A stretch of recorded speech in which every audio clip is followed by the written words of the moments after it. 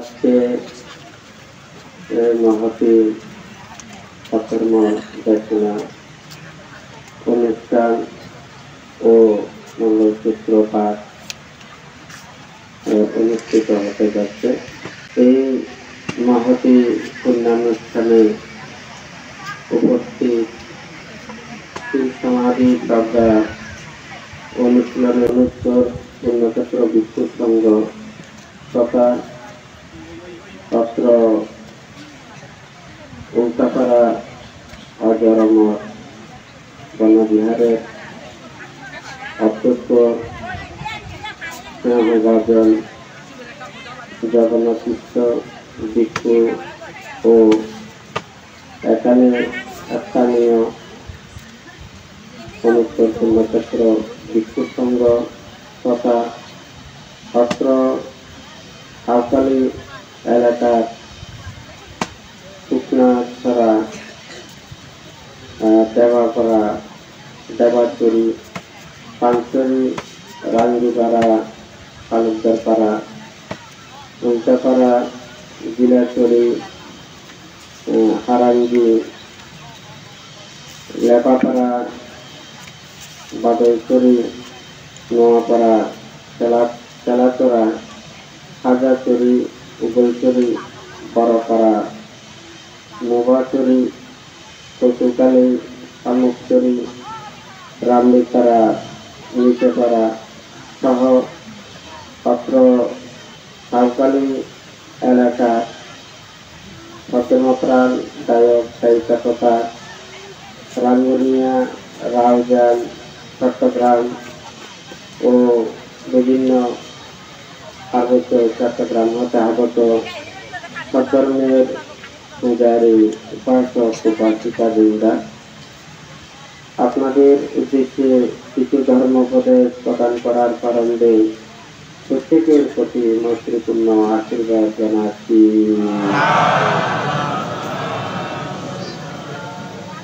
মহাকারণিক তথাগত বুদ্ধির বিরাটময় ধর্ম ত্যাগময় ধর্ম, যে ধর্ম আচরণের মাধ্যমে অনুশীলনের মাধ্যমে সকল প্রকার দুঃখ থেকে নিবৃত্তি লাভ করে নির্বাণ সত্যকে উপলব্ধি করতে পারে, সেই ধর্ম শ্রবণের পূর্বে প্রত্যেকে চিরত্নের প্রতি শ্রদ্ধা উৎপন্ন করুন। কর্ম ও কর্মফলকে বিশ্বাস থেকে নীরবে ধর্ম শ্রবণ করুন। বুদ্ধ সুদীর্ঘ 45 বছর যাবৎ জীবগণের কল্যাণ এবং মঙ্গলের জন্য জীবজগতের সকল প্রাণীকে দুঃখ থেকে নিবৃত্তি লাভের জন্য যে নির্বাণ পদায়ক ধর্ম দেশনা প্রদান করেছেন, যারা মুক্তি প্রত্যাশী নির্বাণ কামে তাহাদের জন্য এই ধর্ম যথার্থভাবে ধারণ করে থাকেন। বুদ্ধ আমাদেরকে নানানভাবে উপদেশ দিয়েছেন। ধর্মপদের গাথায় বলেছেন,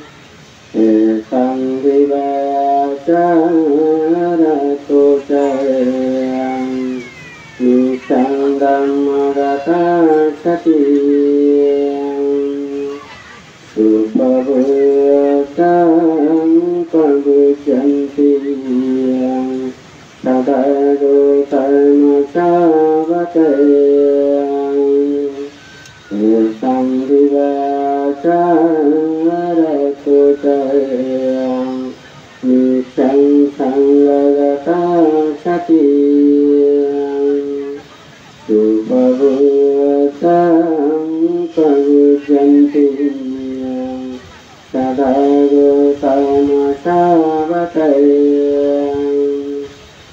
संविवाचारतु च निसंशयगता सती सुखभूतं प्रयुज्यन्ते सदा गतमसावतये संविवाचारतु च अहिंसारतो मनो सुखबोधं प्रयुज्यन्ते सदा गतमसावतये संविवाचारतु च भावनारतो मनो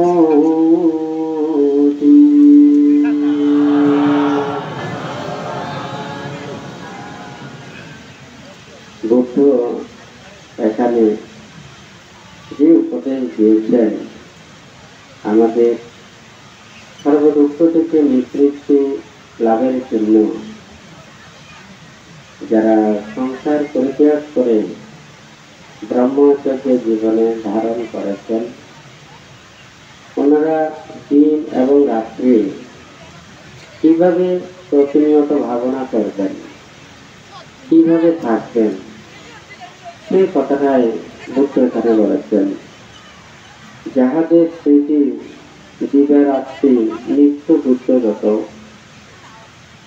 সেই বুদ্ধের শ্রাবকগণ সততই উত্তমভাবে জাগ্রত থাকেন। যাহাদের স্মৃতি দিবারাত্রি নিরন্তর ধর্মগত, সেই গৌতম শ্রাবকগণ সর্বদা উত্তম রূপে জাগ্রত থাকেন। দিবারাত্রি নিরন্তর যাহাদের স্মৃতি সঙ্গগত, সেই গৌতম শিষ্যগণ সদা জাগ্রত থাকেন। দিবারাত্রি যাহাদের কায়গত স্মৃতি নিত্য সক্রিয় থাকে, গৌতম বুদ্ধের সেই শ্রাবকগণ সর্বদা উত্তম রূপে জাগ্রত থাকেন। যাহাদের মন দিবারাত্র অহিংসায় নিত্য নিরত, সেই গৌতম শ্রাবকগণ সর্বদা জাগ্রত থাকেন। যাহাদের মন দিবারাত্রি অনুক্ষণ ভাবনায় বা জ্ঞানে রত, সেই গৌতম শ্রাবকগণ সদা জাগ্রত থাকেন। এখানে বুদ্ধ আমাদেরকে উপলক্ষ করে বললেও ত্রিপিটকের যে ৪৫ বছর যাবৎ নির্ঘাণ পদায়ক ধর্ম দেশনা দিয়েছেন, দায়ক দায়িকা উপাসক উপাসিকা তথা বিষ্ণু সমান আমাদের প্রত্যেকেরই একই উপদেশ দিয়েছেন। কর্মবৎ সামান্য ভিন্নতা হলেও কিন্তু লক্ষ্য সবারই এক। হয়তো অনেকেই এটা জানেন না। সংসার পরিত্যাগ করে আমরা ব্রহ্মচর্যের জীবনে উপনীত হই, আমরা কি করব? সারাদিন আমাদের কাজ কি? আমাদের মন জ্ঞানে রত না থাকলে, তীরত্নের প্রতি শ্রদ্ধা না থাকলে, ভাবনায় রত না থাকলে আমাদের এই দেহটাকে রক্ষা করা খুব কঠিন, মনটাকে স্থির রাখা খুব কঠিন। সাংসারিক মানুষ সারাদিন নানাবিধ সংসারের কাজকর্মের কারণে ওনারা দেহটাকে কিছুক্ষণও স্থির রাখতে পারেন না। এই ধ্যান ভাবনা করার সেই সুযোগ না থাকার কারণে পরিশুদ্ধময় জীবন আচরণের এই অনুকূলের অভাবে, যার কারণে সংসার পরিত্যাগ করে ব্রহ্মচর্যের জীবন আচরণ করা। বুদ্ধ বলেছেন সম্ভাদো গারাবাসো আব্যকাশ পদ্মাচা, সংসার জীবন জঞ্জাল সদৃশ এবং ব্রহ্মচর্য জীবন, সর্বজিত জীবন, উন্মুক্ত আকাশের ন্যায় নির্বাণ পদায় কর্ম সম্পাদনের জন্য এইভাবে আমাদের অনুকূল জীবন ধারণ করতে পারেন। সেই জন্য বুদ্ধ এখানে বলেছেন, আমরা দিন রাত্রি কি চিন্তা করব? বুদ্ধ ধর্ম সঙ্গ এবং এই কায়কে নিয়ে এবং প্রতিক্ষণ অহিংসা, মৈত্রী, করুণা, মুদিতা, উপেক্ষা তথা সমত ও বিবেক সম্ভাবনায় রত থাকে। বুদ্ধ বলেছেন, আমাদের এই মুক্তির কর্মপথের জন্য আজকে যদি চিন্তা করা হয়, এই পৃথিবীকে নানান প্রকারের যে দুঃখ রাশি, যাহা কিছু সমস্যার সৃষ্টি হচ্ছে, আমাদের মন অস্থির হলে, চঞ্চল হলে, বিক্ষিপ্ত হলে, মনের মধ্যে লোভ, দ্বেষ, মোহ, হিংসা, বিদ্বেষ জাগ্রত হলে, তখন এই দেহটাকে স্থির করতে পারে না, মনটাকে শান্ত করতে পারে না। মন যখন অস্থির হয় এবং লোভ, দ্বেষ, মোহ উৎপন্ন হয় এবং যখন নানান প্রকারের সেই হিংসা, বিদ্বেষ মনের মধ্যে জাগ্রত হয়, তখন মন আর পবিত্র থাকতে পারে না। তখন সে মনের দ্বারা, কায়ের দ্বারা, বাক্যের দ্বারা নানান প্রকারের অকুশল কর্ম সম্পাদন করে থাকে। আজকে এইগুলো থেকে পরিত্রাণ পাওয়ার জন্য বুদ্ধির সেই অহিংসার বাণী, ত্যাগের বাণী, মৈত্রীর বাণী প্রত্যেককে ধারণ করতে হবে। আর আমরা যদি সেই কর্মপথে আসতে না পারি, তাহলে কোনোদিনই পৃথিবী শান্ত হবে না। আমরা সবাই নির্ভয়ে থাকতে চাই, সবাই স্বাধীনভাবে থাকতে চাই। ধর্ম আমাদেরকে স্বাধীন পথে আনার জন্য, সবাই একত্রিত হবার জন্য এখানে সহযোগিতা করে। ধর্ম মনের যে লোভ, দ্বেষ, মোহ, হিংসা, বিদ্বেষ এগুলোকে দূরীভূত করে।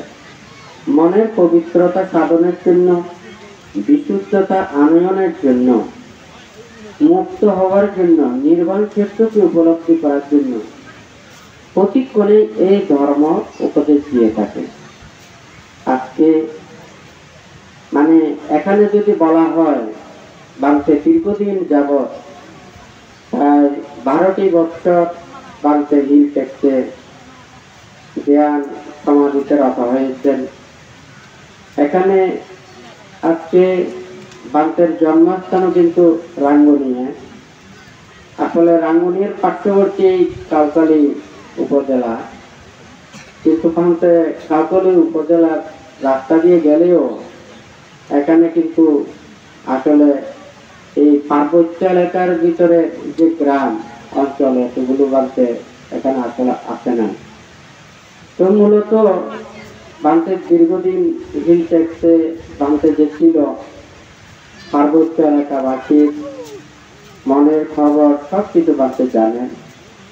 আসলে প্রত্যেকে আমরা একটা রাষ্ট্রে থাকতে চাইলে, দেশে থাকতে চাইলে, সমাজে থাকতে চাইলে আমাদের প্রত্যেকে রাষ্ট্রের প্রতি, সমাজের প্রতি, এলাকার প্রতি সে নিয়ম নীতি শৃঙ্খলা আমাদের প্রত্যেকেরই প্রতিপালন করতে হবে। ধর্ম চর্চা করতে চাইলে দেশ, সমাজ, রাষ্ট্রকে এড়িয়ে কখনো ধর্ম কাজ করা যায় না। বুদ্ধির সময় রাজারা ছিলেন, তখন রাজাদের নিজেদের নিয়ম নীতি দ্বারা প্রজাদেরকে নিয়ন্ত্রণ করতেন। বুদ্ধির সময় যেভাবে ধর্ম আচরণ করা সহজ ছিল, বর্তমান সময়ে সেইভাবে ধর্ম আচরণ করা আসলে খুবই কঠিন।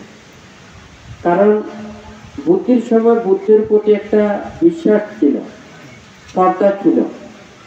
কারণ বুদ্ধ এবং বুদ্ধ প্রমুখ ভিক্ষু সংঘরা বুদ্ধের কথার বাইরে যেতেন না, বুদ্ধের নীতির বাইরে যেতেন না। এবং বুদ্ধের পূজারীরা যারা ছিলেন ওনারা পঞ্চনীতিতে এবং অষ্টনীতিতে সবাই বেশি কমে সেটা প্রতিপালন করতেন। তখন যারা রাজারা ছিলেন বুদ্ধের শিষ্য বললেন, বুদ্ধের পূজারী বললেন, তখন কিন্তু রাজারা কোনো মানে তারা দ্বিধাবোধ করতেন। তখন বুদ্ধ উনি নিরপেক্ষ, উনি কোনো পক্ষপাতিত্ব নন, উনি সবার মুক্তির জন্য, সবার শান্তি এবং সুখের জন্য উনি ধর্মদান দিয়েছেন। উনি যে ত্যাগের কর্মকর্তা নিয়েছেন, তখন রাজা রাজা যুদ্ধ হয়েছিল, মানুষের মধ্যে কত কোন্দল দ্বন্দ্ব এগুলো সব ছিল, কিন্তু বুদ্ধের নীতি কর্মপথ ছিল সম্পূর্ণ আলাদা। বুদ্ধ এবং বুদ্ধ প্রমুখ ভিক্ষু সংঘরা বুদ্ধের আদেশ নির্দেশ মতো ওনারা চলতেন।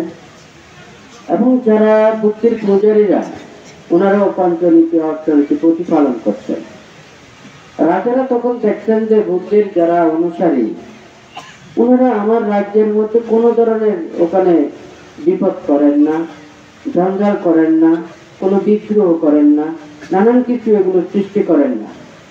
তখন মানে দেখা যায় ওনারা ধরনের প্রাণী হত্যা করে না, চুরি করে না, ব্যভিচার করে না, মিথ্যা কথা বলে না, মদ গাঁজা খায় না। সাধারণত দেখা যায় এই পাঁচটা নীতি যদি সবাই যদি আচরণ করে, ওখানে রাজ্যের রাজারাও পর্যন্ত অনেক কিছু ওরা শান্তিতে অবস্থান করতে পারে।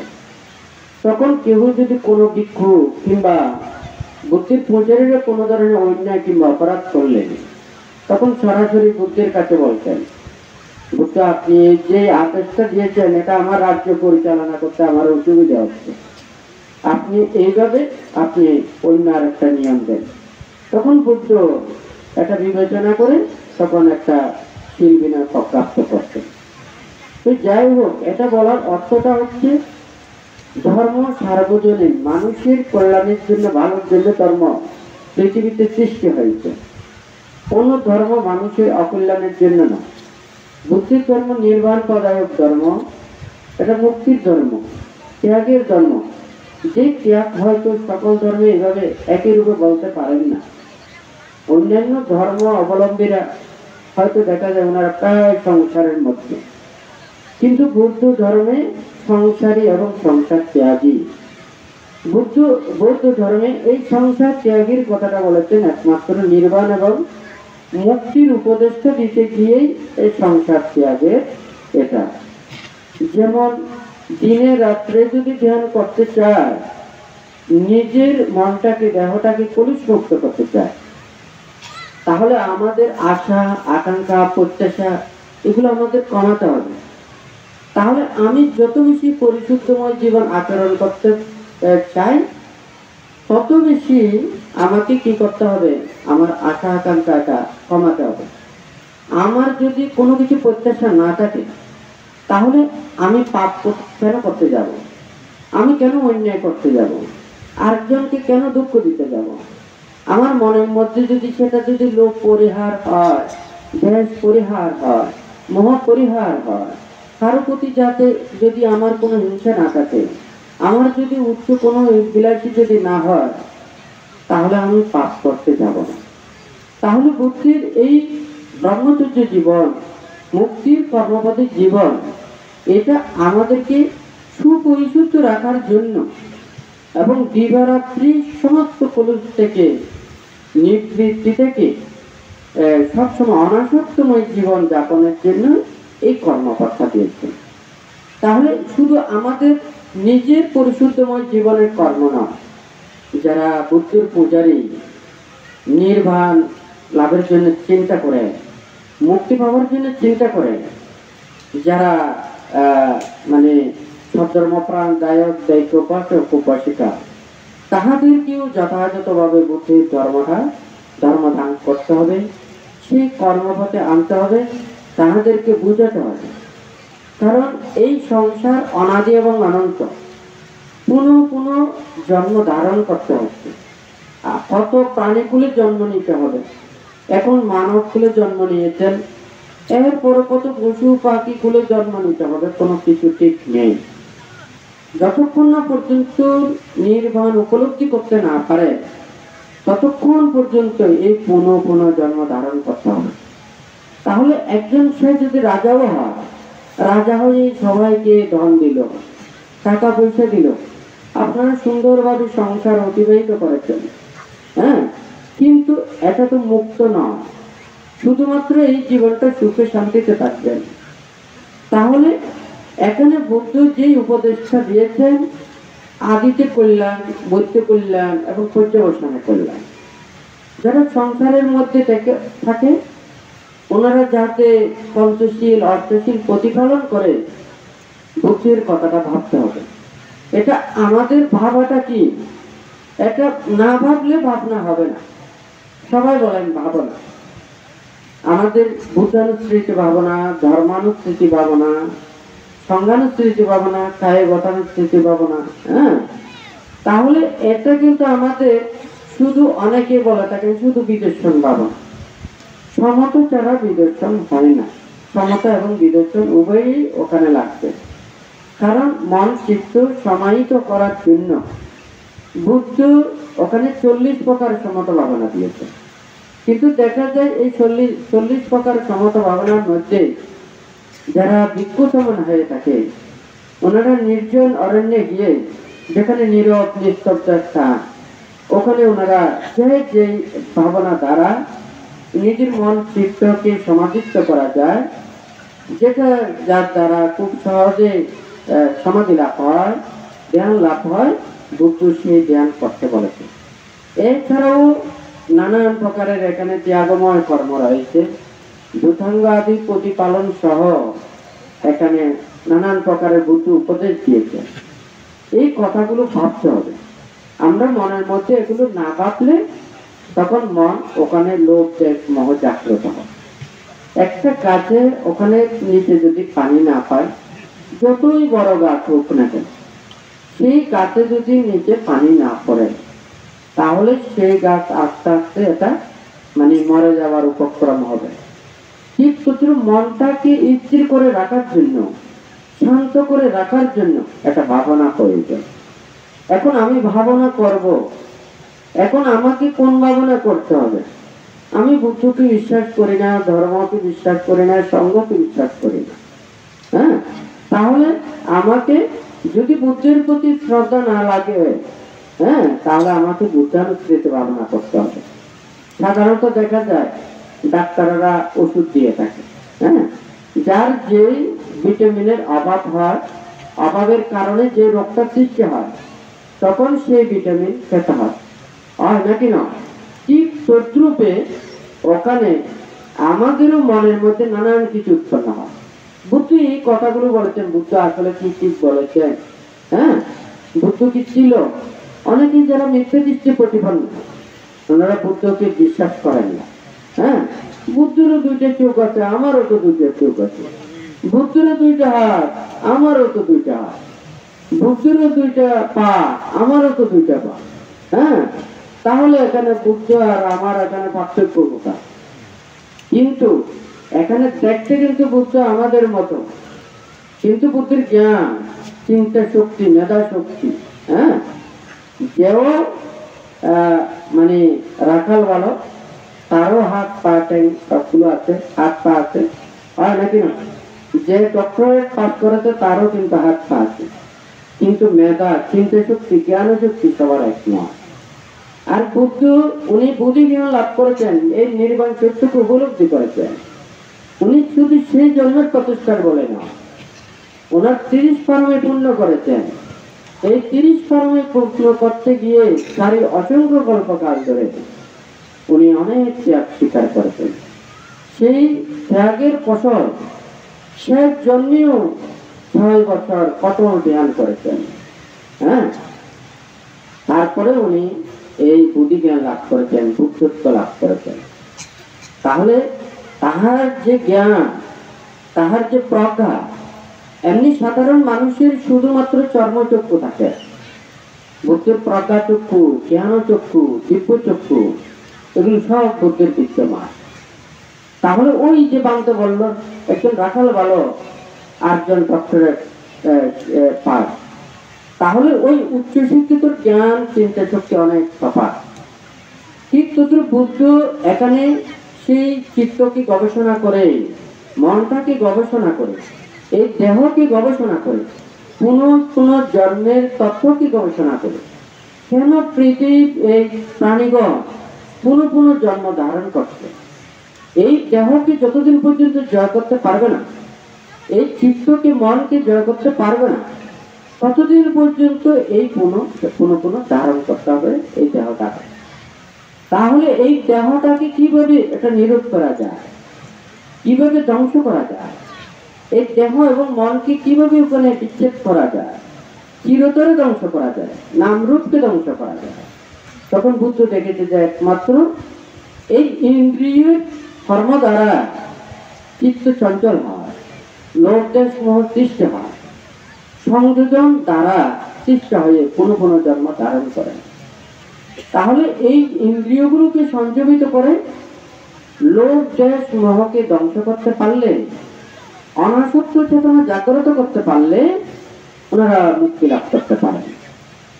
এখন আপনাদের যদি এখানে বলা হয় আপনারা সংসারের মধ্যে থাকে, আপনারা অনেকেই বলবেন যে না, আমরা আসলে শিল ভঙ্গ করতে চাই না, পাপ করতে চাই না, কিন্তু সংসার চালাতে গিয়ে আমাদের বিভিন্ন প্রকারের এগুলো পরিস্থিতি সৃষ্টি হয়, সেই জন্য আমাদেরকে এই পাপগুলো করতে হয়। কথাটা সত্য, আপনাদের পরিস্থিতিতে বাধ্য হয়ে নিজের ইচ্ছা না থাকলেও ওখানে শিল ভঙ্গ করতে হচ্ছে, পাপ করতে হচ্ছে।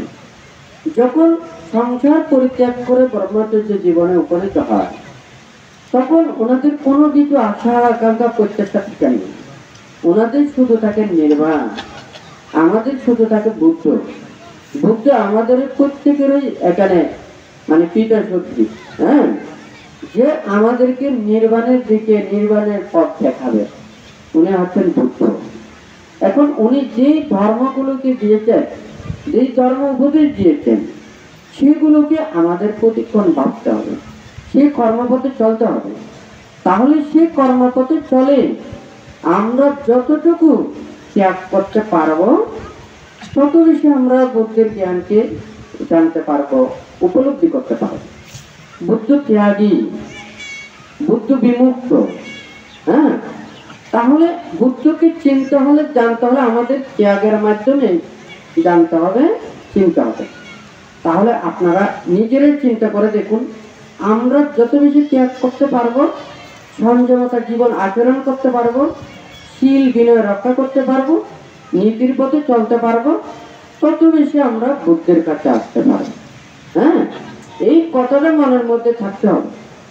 বুদ্ধির জ্ঞান তো অনেক, উনি চারি অসংখ্য কল্পকাল ধরে এই পারমে পূর্ণ করতে গিয়ে অনেক ত্যাগ স্বীকার করেছেন। আমরা হয়তো এতটুকু সবাই কেউ পারবে না। একমাত্র সম্যক সম্বুদ্ধ লাভের জন্য যারা বুদ্ধিসত্ত্ব, ওনারা একমাত্র এই ত্যাগ স্বীকার করেন। আর যদি আপনারা যদি বলেন আমরা যতটুকু পারি করি, হ্যাঁ, কিন্তু এই সম্যক সম্বুদ্ধের মতো কখনো সম্ভব নয়। তাহলে এই ত্যাগের মাধ্যমে গিয়ে, শীল সংযমতার মাধ্যমে গিয়ে আমাদের বুদ্ধকে জানতে হবে।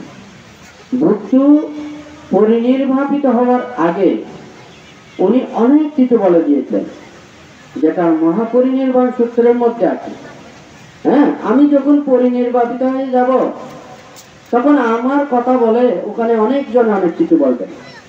আমি বুদ্ধের কাছে শুনেছি, হ্যাঁ, অমুকে বুদ্ধের কাছে শুনেছে, আমি তার কাছ থেকে শুনেছি। হ্যাঁ, এইভাবে বুদ্ধির উপদেশগুলো, শিক্ষাগুলো ওনারা বিভিন্ন ভাবে মানুষের মধ্যে দেওয়ার জন্য চেষ্টা করবেন। বুদ্ধ তখন বলেছেন, কেউ যদি বুদ্ধির বাণী শিক্ষা বলে কেউ যদি প্রচার করে, এই এটাকে সূত্রে অবতারান্তি বিনয়ে অবতারান্তি, সূত্র এবং বিনয়ের মধ্যে এটা মিল আছে কিনা দেখতে হবে। যদি এটা দেখা যায়, এই কর্ম দ্বারা চিত্ত সমাধিস্থ হয়, ত্যাগের দিকে ধাবিত হয় এবং নির্বাণের দিকে ধাবিত হয়, মনের মধ্যে সংযোজন চিহ্ন হয়, পাপ উৎপন্ন হয় না, লোভ দেশ মোহ উৎপন্ন হয় না, হিংসা উৎপন্ন হয় না, তখন মনে করতে হবে এটা বুদ্ধির উপদয়। হ্যাঁ, বিরাগায়া বিক্ষাবে নো সরাগায়া, বিসংযোগায়া বিক্ষাবে নো সংযোগায়া, अपिच्छताया विकवे नो महेश्यताया, संतुष्टिताया विकवे नो असंतुष्टिताया, निपिंदाया विकवे नो नंदिन, विरचाया विकवे नो रागं, निरोधाया विकवे नो समुदयं, पटिनिस्सगाया विकवे नो आदानं, इमे गुच्छन्ति विकवे, अयं कोमे धम्मो अयं कोमे विनय। बुद्ध धर्म এবং বিনয়কে কিভাবে বলেছেন? যেমন মনে করুন আমি একটা কথা বললাম, হয়তো একটা টিভি চোখের মধ্যে থাকবেন, আপনি খোলা আকাশের দিকে দেখে থাকেন, এটাও আপনার ধর্ম হবে। আপনার মনের মধ্যে একটা শান্তি আসবে, পাপ উৎপন্ন হবে না। কিন্তু আপনি যদি কোনো মানুষের মুখের দিকে দেখেন, তখন হয়তো লোভ উৎপন্ন হতে পারে, দেশ উৎপন্ন হতে পারে, মোহ উৎপন্ন হতে পারে, চিত্ত পাপকে ইষ্ট হতে পারে। কিন্তু খোলা আকাশের দিকে থাকলে তখন কিন্তু আপনার এই মনের মধ্যে কোনো কিছু উৎপন্ন হবে না, মন হয়তো ওখানে স্থির হতে পারে। তাহলে এটা কিন্তু ধর্ম, এটা বুদ্ধবাণী, এটা মনে করতে হবে, যেটা দিয়ে নিজের মনের মধ্যে পাপ উৎপন্ন হয়নি। হ্যাঁ, মনের মধ্যে যা কিছু ক্লেশ যেটা দূরীভূত হয়, এটাকে আপনাকে ধর্ম হিসেবে জানতে হবে। আমি যদি কোনো একটা যদি ওখানে যাই, এখান থেকে মনে করেন আমরা সবাই যদি ঢাকা যাই, ঢাকা এটা কোন দিকে, এখান থেকে হয়তো মানে ওই পশ্চিম দিকে, পশ্চিমে উত্তরে কোনা হতে পারে। হ্যাঁ, তাহলে ওই দিকে আমাকে পথটা দেখে আমি যদি কয়েক পাউ যদি ওই দিকে যাই, তাহলে ঢাকার পথের ওখানে কিছু পথ কম দেয়, হয় নাকি না? তাহলে এই মনের ভিতরে এটাকে দূরীভূত করার জন্য, আমাদের এই ইন্দ্রিয়গুলোকে সংযমিত করার জন্য প্রতিক্ষণ ওখানে সেটা ধ্যানের প্রয়োজন, যেখানে নিজের মন স্থির হয়। যেমন ওখানে 13 প্রকার দুতাঙ্গ ব্রতগুলো রয়েছে। কেন বুদ্ধ এইগুলো দিয়েছেন? আর মানে আরণ্যিক ব্রত, বৃক্ষমূলিক ব্রত, অপকাশিক ব্রত, শ্মশানিক ব্রত, হ্যাঁ, তারপর একাসন্ততিক ব্রত, এগুলো যেগুলো মনে করেন ওখানে, যেগুলো ওখানে বাসস্থানের জন্য 5টা ব্রত দিয়েছেন। তাহলে লোকালয় থেকে দূরে অবস্থান করলে ওখানে যে একটা নির্জনতার মধ্যে প্রশান্তি পাওয়া যায়, এটা লোকালয়ে পরিভ্রমণ করলে, টাউন বন্দরে পরিভ্রমণ করলে এটা এই সুখ দেখা যায় না। তাহলে ওই নির্জনতা স্থানে অবস্থান করলেও মন চিত্ত শান্ত হয়। সেই জন্য বুদ্ধ এই ব্রতগুলো দিয়েছেন। তো যাই হোক, এখানে বুদ্ধির যা কিছু উপদেশ শিক্ষা, এগুলো সবই নির্বাণ পদায়ক শিক্ষা। আমরা প্রত্যেকেই ধর্ম চর্চা করি, কেউ ওখানে ধর্ম আচরণ করতে গিয়ে দেশ সমাজ রাষ্ট্রের জন্য যাতে কোনো প্রকারের প্রতিবন্ধকতার সৃষ্টি না হয়। কিন্তু আমরা তো দেশে থাকতে হলে দেশের আইন রক্ষা করতে হবে, হয় নাকি? আমাদের অধিকার আছে, আমাদের শান্তিতে থাকতে হবে, সুখে থাকতে হবে।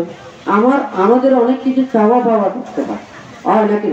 আমাদের যে অভিযোগগুলো থাকবে, আমাদের যেগুলো চাওয়া পাওয়া থাকবে, আমাদের যেটা দাবি থাকবে, এটা সমষ্টিগতভাবে যারা দেশ পরিচালনা করেন তাহাদেরকে জানাতে হবে। কিন্তু একটা যদি কেউ কাউকে যদি বুদ্ধ বলেছেন পাপ এবং পুণ্য, পাপটা কি পুণ্যটা কি, খুব বলতে গেলে খুব সহজ। হ্যাঁ, আমি বাক্যের দ্বারাও ওখানে পাপও করতে পারি, আবার পুণ্যও করতে পারি। এখানে হাত পায়ের মাধ্যমেও আমরা পাপও করতে পারি, আবার পুণ্যও করতে পারি। পাপ পুণ্য বলাটা ওখানে যদি বলতে চাই অনেকটা সহজ, কিন্তু এটা যদি বিস্তৃত করতে চাই এটা শেষ করা যাবে না।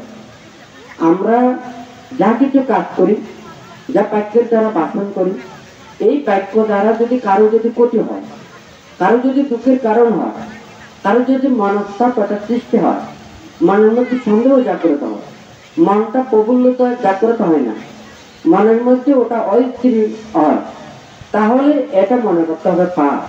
হ্যাঁ, আর যেটা আমি যদি যে বাক্য ভাষণ করলে আরেকজনের সৎ পথে আসবে, ভালো পথে আসবে, চিত্ত স্থির হবে, হ্যাঁ, আরেকজনে কেউ মনের মধ্যে কষ্ট পাবে না, দুঃখ পাবে না, হ্যাঁ, তাহলে আমরা কায়ের দ্বারা বাক্যের দ্বারা যা কিছু করি, কেউ যদি কষ্ট পায়, দুঃখ পায়, এটা হচ্ছে যে পাপ। আর প্রত্যেকে যদি কেউ যদি দুঃখ পায় না, কষ্ট পায় না, তাহলে এটা মনে করতে হবে এটা পুণ্য। হ্যাঁ, এটা হচ্ছে যে ধর্ম। আর যদি আমাদের মনে এটাকে চিন্তা করে, যদি যারা যদি চিন্তা করেন সব কিছু এক, আর যদি মনটা যদি ঠিক না থাকে, আপনি যতই ওখানে ভালো কথা বলেন না কেন, মিষ্টি কথা বলেন না কেন, নরম কথা বলেন না কেন, এটা কখনো ধর্ম হতে পারে না, ভালো হতে পারে না। যেমন মনে করেন মধুর সাথে যদি ওখানে বিষ মেশানো হয়, মধুর মিষ্টি বেশি হবে নাকি বিষের বিষক্রিয়া বেশি হবে? বিষের বিষক্রিয়ার দ্বারাই সবচাইতে বেশি ক্ষতি করবে। তাহলে এটাও ধর্ম। ধর্ম এমন একটা জিনিস, সবাই কৃপাসার্থ মানুষ যেমন এটা পানি না পেলে তাদের সেই শরীরে শক্তি বোধ হয় না। হ্যাঁ, তাহলে আমাদের ধর্মটা হচ্ছে যে মনের বিষয়। একটা রোগী যেমন ওখানে রোগ মুক্তির জন্য ওরা ওষুধ খায়, হ্যাঁ, সে ওষুধের সাথে যদি বিষ মিশ্রিত করে দেয়, তখন দেখা যাবে যে সে কিন্তু রোগ থেকে মুক্ত হবে না, বরঞ্চ সেটা আরো অবনতি হবে। এখানে ঠিক তদ্রুপ ধর্ম আচরণ করতে গিয়ে, আমি যদি ধর্ম উপদেশ দিতে গিয়ে মানুষের মনের মধ্যে যদি পাপ সৃষ্টি হয়, তাহলে কিন্তু এটা আর ধর্ম হয় না। মানুষ পজানাতি ধর্মে পজানাতি। হ্যাঁ, ধর্মকে উপলব্ধি করতে পারে মন। হ্যাঁ, চক্ষুঞ্চ পজানাতি রূপে পজানাতি। হ্যাঁ, তাহলে এই চক্ষু দ্বারা সমস্ত কিছুকে দেখা যায়। ঠিক তদ্রুপ এই মন দ্বারাই ধর্মকে উপলব্ধি করতে পারে।